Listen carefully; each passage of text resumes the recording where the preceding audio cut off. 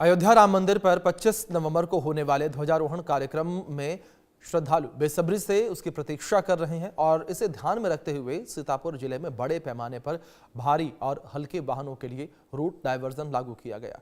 प्रशासन ने सुरक्षा और व्यवस्था को सुचारू बनाए रखने के लिए हल्के तथा भारी दोनों तरह के वाहनों के संचालन पर अस्थायी प्रतिबंध के साथ वैकल्पिक मार्ग निर्धारित किए हैं।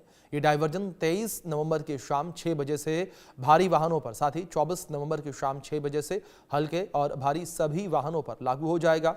जारी व्यवस्था 26 नवंबर के सुबह 6 बजे तक प्रभावी रहेगी और इस बीच कार्यक्रम को लेकर भव्य तैयारियां की गई हैं।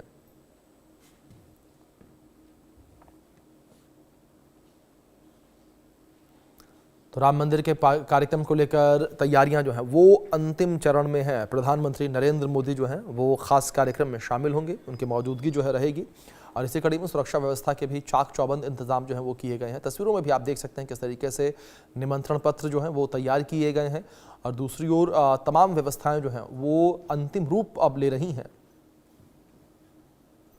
राम मंदिर को 25 तारीख को धर्म ध्वजा लगाई जाएगी, जिसको लेकर प्रधानमंत्री नरेंद्र मोदी का आगमन है।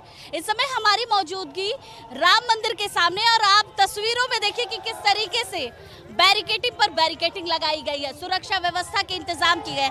मतलब अगर आपको राम मंदिर पहुंचना है तो कई बैरिकेडिंग पार करके आप राम मंदिर पहुंच सकते हैं और जिस तरीके से पूरे अयोध्या को छावनी में तब्दील कर दिया गया है, पूरी तरीके से अगर आप बाहर से अंदर इंटर करते हैं तो लगभग आपकी कई जगह जांच पड़ताल की जाएगी और देखा जाएगा कि आप कहां से आ रहे हैं, किस तरीके से आप इंटर कर रहे हैं, आप के साथ क्या क्या चीजें हैं, आपके वाहन की चेकिंग की जाएगी। लेकिन उसके साथ साथ आप देखिए कि राम मंदिर सुरक्षा में लगातार सिपाहियों को लगाया गया, सुरक्षा व्यवस्था तगड़ी की गई है, एजेंसियां भी लगातार यहाँ एक्टिव नजर आ रही हैं, क्योंकि जिस तरीके से आतंकवादी गतिविधि दिल्ली में रही है उसको लेकर भी एक बड़ा अलर्ट मोड देखने को मिल रहा है और इस अलर्ट मोड में पूरी तरीके से सुरक्षा व्यवस्था आपको नजर आ रही है कि आखिर ये सुरक्षा व्यवस्था श्री राम मंदिर की गई है और 25 तारीख की तैयारी के लिए ये बृहद सुरक्षा व्यवस्था देखने को मिल रही है।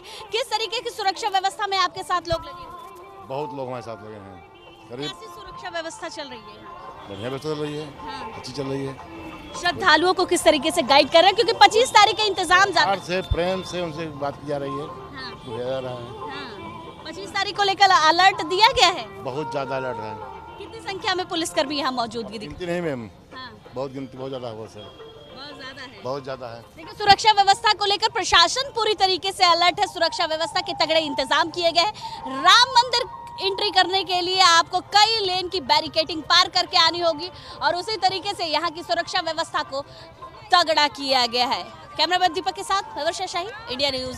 अयोध्या में मेरी मौजूदगी है और इस अयोध्या में मौजूदगी इसलिए है क्योंकि 25 तारीख को यहाँ पर प्रधानमंत्री नरेंद्र मोदी के हाथों से ध्वज लगाया जाएगा। मंदिर पूर्ण हो चुका है, तीनों फ्लोर पूरी तरीके से पूर्ण हो चुके हैं। अब श्रद्धालुओं को पूरा राम मंदिर बड़े ही खूबसूरत तरीके से देखने को मिलेगा।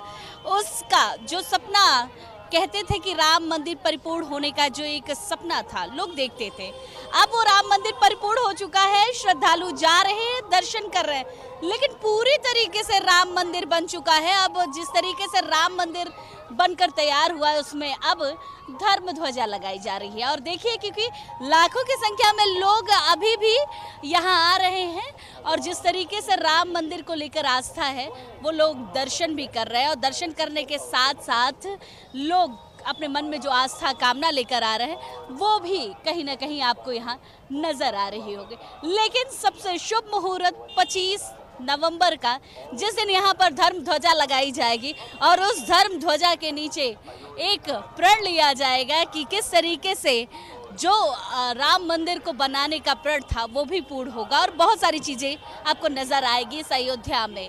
हमारे साथ एक बड़े खास व्यक्ति हैं जो कुछ अलग ही नजर आए जब हम इस राम मंदिर के इर्द गिर्द मंडरा रहे थे।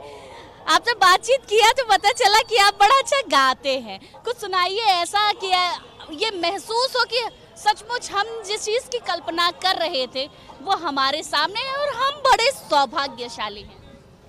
तो इसके लिए मैंने अभी ध्वजारोहण पे मैंने सॉन्ग बनाया है कि जब से आए मोदी योगी राज है आया, तब ही जाके राम का मंदिर है बन पाया। जब से आए योगी मोदी राज है आया, तब ही जाके राम का मंदिर है बन पाया।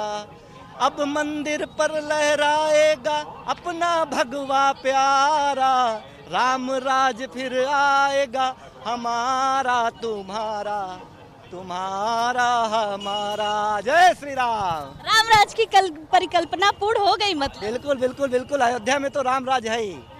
यहाँ पर जो है राम राज की परिकल्पना पूरी हो गई है। और अभी देखिए आगे और जो है मोदी जी योगी जी रहेंगे हमेशा, तो हिंदू धर्म और आगे बढ़ेगा, अयोध्या आगे बढ़ेगी, राम जी आगे बढ़ेंगे। कितने समय से आप यहाँ हम अयोध्या? यहाँ 3-4 साल से संघर्ष कर रहे हैं। देखिए हमारा जो है, हम इनोवेटर भी हैं।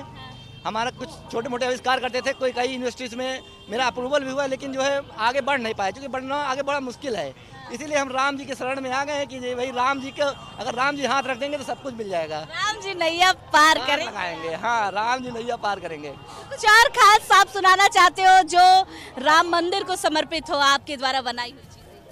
वो है, लेकिन जो है पुराने हो गए हैं। जैसे 22 तारीख पे हमने गाना गाया था कि 22 तारीख राम आएंगे, जब राम जी आए थे, जब 22 तारीख को राम जी का प्राण प्रतिष्ठा थी, तो मैंने गाना बनाया था कि 22 तारीख राम आएंगे, आएंगे राम आएंगे, मंदिर में बस जाएंगे, आएंगे राम आएंगे। मतलब आपके गानों में जो भाव है वो भी नजर आ रहा है। देखिए जिस तरीके से राम मंदिर की प्राण प्रतिष्ठा हुई और प्राण प्रतिष्ठा के बाद अब जब धर्म ध्वजा लगाई जा रही है, तो ये विशेष मुहूर्त आपको समझ में आ रहा होगा कि कितना अद्भुत है कि लोग यहाँ आने के लिए लालायित है। और उसी तरीके से आपको इस धर्म ध्वजा के नीचे लाखों की संख्या में श्रद्धालु नजर आएंगे। और इसके साथ साथ ये भी कि किस तरीके से एक जगह जहां पर परिकल्पना की जा रही थी राम मंदिर बनने की, वो किस तरीके से अब परिपूर्ण भी हो चुका है। अब परिपूर्ण होने के साथ साथ कितना विशेष नजर आ रहा है। अब इंतजार है तो केवल 25 नवंबर का, जिस दिन यहाँ पर धर्म ध्वजा लगाई जाएगी और उसके साथ प्रण लिया जाएगा। कैमरामैन दीपक के साथ मैं वर्षा शाही, इंडिया न्यूज। इस बीच बड़ी खबर का रुख कर लेते हैं। एनसीबी और दिल्ली पुलिस को बड़ी कामयाबी मिली है। ड्रग